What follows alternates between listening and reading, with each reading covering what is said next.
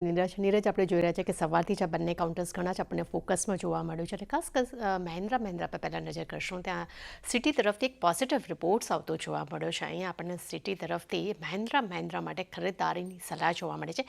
લક્ષ્યાંકના front પર નજર કરશું તો તેમને ₹3,520 પ્રતિ શેર કર્યા છે. તેમનું માનવું છે કે ત્રિમાસિક આધાર પર ગ્રોથમાં નરમાશ જોવા મળી છે, પરંતુ રવિ પાકની વાવણીથી ખાસ કરીને ટ્રેક્ટરની માંગ વધી શકે છે અને જળાશયોમાં પાણીનું સારું સ્તર રહેવાને કારણે કરીને રવિ પાક માટે એક પોઝિટિવિટી જોવા મળી શકે છે અને ખેડૂતોના સેન્ટિમેન્ટ પણ ખૂબ જ પોઝિટિવ જોવા મળી રહ્યા છે, જેને કારણે કરીને ટ્રેક્ટરની ડિમાન્ડ્સ આવનારા સમયમાં વધી શકે છે. આ કરંટ મહિન્દ્રા માટે આપણે એક પોઝિટિવ રિપોર્ટ સિટી તરફથી જોવા મળી રહ્યો છે. ત્યાં બીજી તરફ ગુજરાત ગેસ પર નજર કરીએ. આજે સવારથી જ આ કાઉન્ટર ખૂબ જ પોઝિટિવ ઝોનમાં આપણને કારોબાર કરતું જોવા મળ્યું છે, જેમાં ખાસ રિપોર્ટની એક ઇમ્પેક્ટ પણ કહી શકાય કે મોર્ગન સ્ટેનલી તરફથી અહીંયા આપણને ઓવરવેટ રેટિંગ આવતા જોવા મળ્યા છે. લક્ષ્યાંક તેમને ₹614 પ્રતિ શેર કર્યા છે. તેમનું માનવું છે કે થોડા મહિનામાં 3 થી 4 વાર સીએનજીની કિંમતોમાં કદાચ વધારો થઈ શકે છે, પણ જો અગર રાજ્યમાં ટેક્સ ઘટાડવામાં આવે છે તો કદાચ એકથી વધુ વખત જ ભાવમાં વધારો કરવાની જરૂર પડી શકે યા તો એનાથી વધુ જરૂર ન પણ પડી શકે.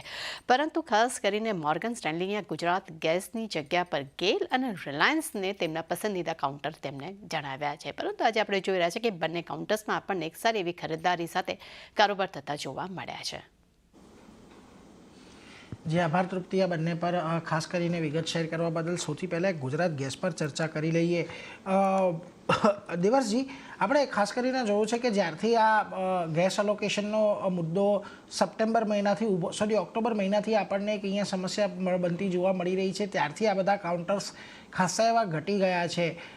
MGLએ અમુક ભાવ વધારો લઈ લીધો છે, IGLએ પણ દિલ્હીને છોડીને બાકીના વિસ્તારોમાં ભાવ વધારો લઈ લીધો છે.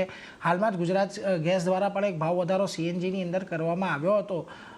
ખાસ કરીને લાગે છે કે હવે જે આ વોલ્યુમની ઇમ્પેક્ટ છે એ આ પ્રાઇસ હાઇકથી જ આપણે સેટ ઓફ કરવી પડશે અને પોતાના માર્જિન્સની અંદર આ જ પ્રકારે થોડો સુધારો આવશે.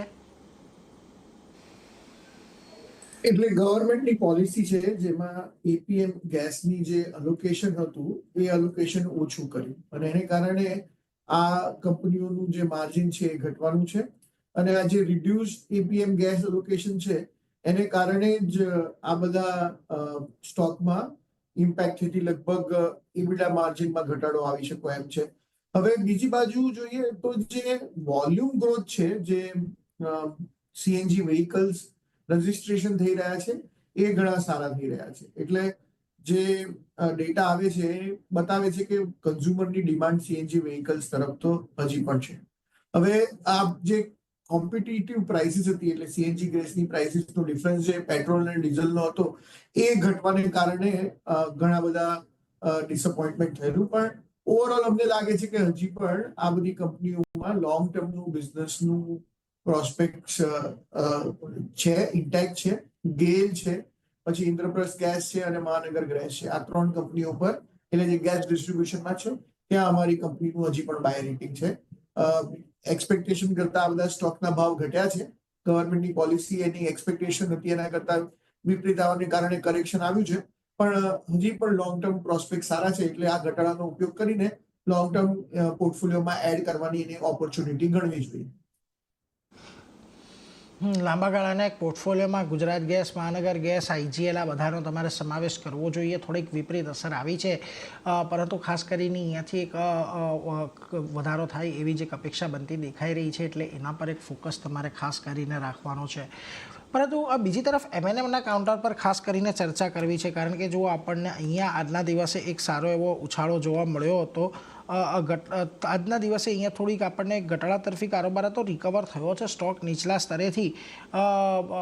બ્રિજેશજી, અહીંયા પણ જુઓ આપણને ઘણા સમયથી આપણે જોઈ રહ્યા છીએ કે કાઉન્ટર 3150 3200ની આજુબાજુ આવે છે, ત્યાંથી થોડુંક રેઝિસ્ટન્સ ફેસ કરવું પડે છે. પરંતુ તે છતાં જુઓ 3-4 દિવસના ઘટાડા બાદ આપણે 2 દિવસ એટલે શુક્રવારે સોમવારે એક સારી એવી ખરીદદારી અહીંયા દેખાઈ. આજના દિવસે પણ નીચલા સ્તરેથી એક સારી રિકવરી છે. લાગે છે અહીંયા કોઈક પોઝિટિવ મોમેન્ટમ થઈ શકે કે પછી આ કાઉન્ટર થોડુંક કન્સોલિડેટ થાય એવી જ એક આશા છે. તો નીરજભાઈ 1 કલાક ચાર્ટ, 4 કલાક ચાર્ટ, ડેલી ચાર્ટ, આમાં હું અગર વાત કરું તો ટ્રેન્ડ હાયર ટોપ ફોર્મેશન છે. આ બેસિકલી હાયર ટોપ ફોર્મેશન બુલિશનેસ કહેવાય. અગર તમે જો તો આનું પ્રીવિયસ સ્વિંગ લો હતું 2663 હતું. આની ઉપર અગર તમે જો 2727 હતું. એક now it is making in the base formation. તમારું 2890 થી 2900 વચમાં એક તમારું બેઝ ફોર્મેશન છે. તો ફર્સ્ટ ઓફ ઓલ અગર તમારું વાત સાચી છે કે 3200ની આસપાસ તમે સપ્લાય મળે છે, બટ અગર તમે નીચે પણ જો તો it is been making a base formation 1 by 1 later on the higher side. 2890નો સપોર્ટ છે. તમે કરંટ ભાવે તમે બાય કરી શકો. 2890નો એક સ્ટોપ લોસ રાખીને ચાલો. ફર્સ્ટ ટાર્ગેટ તમારું 3200નો છે. અગર આ બ્રેક થયું then it is heading towards the level of 3350, 3375. આ ટાર્ગેટ મને લાગે છે that can be achieve in a shorter term time. So overall trend no doubt sideways, but towards the પોઝિટિવનો છે. તો કરંટ ભાવે તમે બાય કરી શકો. 2890નો એક stop loss on the closing રાખી શકો. એટલે જો